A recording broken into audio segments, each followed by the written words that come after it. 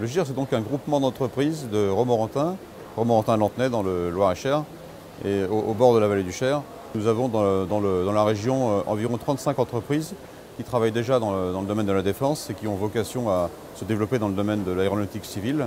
Et l'idée, c'est de fédérer et de créer des synergies entre elles afin de pouvoir aller voir des clients de taille plus importante, afin de pouvoir être sollicité et consulté sur des appels d'offres sur des sous-ensembles de taille plus importante et donc ensuite de pouvoir, par ce biais, travailler ensemble et augmenter finalement l'activité locale. Le GIR, c'est 35 entreprises qui travaillent donc dans le pôle aérodéfense, que nous citons aérodéfense.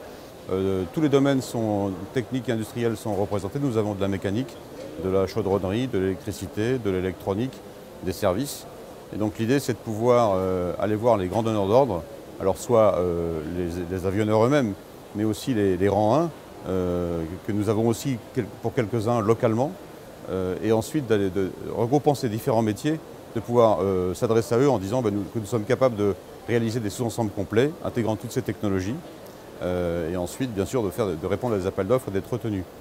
Donc le fait de les fédérer ensemble doit pouvoir faire en sorte que l'on crée des fonctions transverses, type gestion de projet, assurance qualité, gestion de programme, de façon à pouvoir qu'elles en bénéficient tous et qu'on puisse coordonner l'ensemble des tâches qui vont être réalisées par ces entreprises.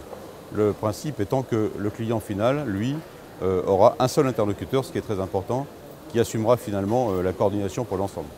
Aujourd'hui, le GIR, ces 35 entreprises font à peu près 150 millions d'euros de chiffre d'affaires. Ils ambitionnent de faire à horizon de 3 ans plus de 250 millions d'euros. Ils ont prévu des investissements de plus de 12 millions d'euros. On prévoit des recrutements et des embauches de 6 à 800 personnes, rien que dans ce bassin d'emploi. Donc quelque part, je trouve que c'est l'image d'une France dynamique et avec beaucoup de savoir-faire.